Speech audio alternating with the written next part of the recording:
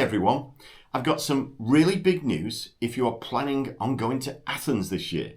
More accurately, you're planning on going on the Acropolis to see the Parthenon. And that is, for the very first time from this year, 2024, unfortunately, there's now going to be limits on the number of people who can visit. And there's two types of limits. First of all, there's the easy one to understand, and that's just 20,000 a day. The second one, a bit more confusing, and that is for the first hour of opening, it's 3,000, and then every hour after that, it's 2,000, until I suppose 20,000 is reached or closing time. Now, I appreciate there's those of you out there who are thinking, 20,000 a day, 2,000 every hour, what on earth is there to worry about, Ian? Well, I've done some research on this, and there's certainly cause for concern.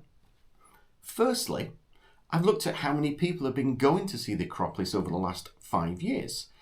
And not only has it been increasing, which you would sort of expect, it's actually been increasing almost exponentially. And 2022 actually saw 3 million reach for the very first time. That's a massive amount. And then last year, there was a 70% increase, not 17, 70% increase on the number of people who visited from 3 years before. And on top of that, what isn't really that well known is that the number of cruise ships docking at the Athenian port of Piraeus, they've been slowly increasing. And obviously you've got situations whereby hundreds and sometimes thousands of people being driven there and eventually wanting to go up the Acropolis itself. And this has led to a number of situations which you can actually see, where not only have you got hundreds, or in some cases 2,000 or 3,000 people actually all round the Parthenon, and it's certainly not helping with the joyful experience, but also as well, you've got the same amount trying to walk up the Acropolis and having to stop every few hours. And as I said, doesn't make it a pleasant experience. So, the Greek government, in their infinite wisdom, although to be fair, I do agree with them, they've said enough is enough, and hence the caps. So, what's the takeaway in all of this? How does this affect you? Well, it's now more important than ever to not only book your tickets online, but also as well to book them in advance. And there's a lot of positives to actually doing this. First of all, you're going to get to see the Acropolis. You're going to get to see the Parthenon and everything else is on it. Your spot is guaranteed. Secondly, you're going to get to jump the queues. And thirdly, if you actually arrive just before opening, you will actually be let in first. Because those who haven't yet bought a ticket, they have to be in a separate queue and wait for the kiosk to open. And quite often, this can take up to 15 minutes. So definite advantages there. So, as someone who's been to Athens perhaps more times than he can remember, what are the types of online tickets do I recommend? And more importantly, which online ones do I use? Essentially, there's two types. And if you just want to quickly find out what they are, I've stuck them in the description below and the pinned comment. The first one, that's what I like to call your bog standard vanilla entry ticket, and that just gets you entrance into the Acropolis, costs £20 or $25, and that's it. Now, the other type, these are the types that I actually use, combination tickets. And one of my favourites gets me into at least half a dozen of the top sites as well as the Acropolis.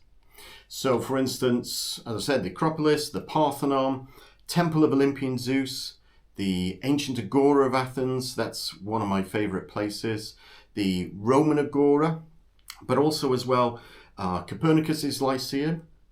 Copernicus? No, Copernicus was an ancient astronomer. Aristotle's Lyceum, Keramikos Cemetery, and more. And the cost for that is around £32 or $40. And there are so many advantages that come with that, apart from you saving a fortune.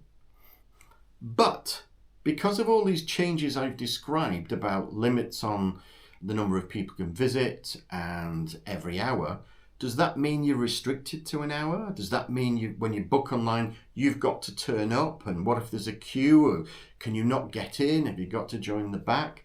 Well, the answer to all of those is a simple no. Let's say, for instance, you decide to book at 9 a.m. for your slot. Straight away, you're given an hour. But they'll give you more leeway. You can turn up 15 minutes before or as much as 15 minutes after.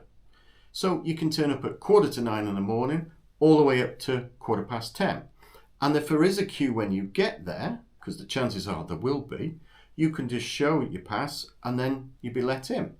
The other thing as well is you can stay as long as you want, obviously until it closes. So there you have it. Booking online, lots of positives. You can get to see what you want, whenever you want, for the times you want, for as long as you want. You're going to save a lot of money. There's no queues. It's a no-brainer. And if we do see each other at Acropolis, give me a wave, give me a nudge. And if you've subscribed and got a couple of snacks you want to share, I may even give you a free tour. Can't say fairer than that, can I? But seriously though, in the meantime, if you've got any questions, stick them below. I promise to answer. And don't forget, go explore Greece.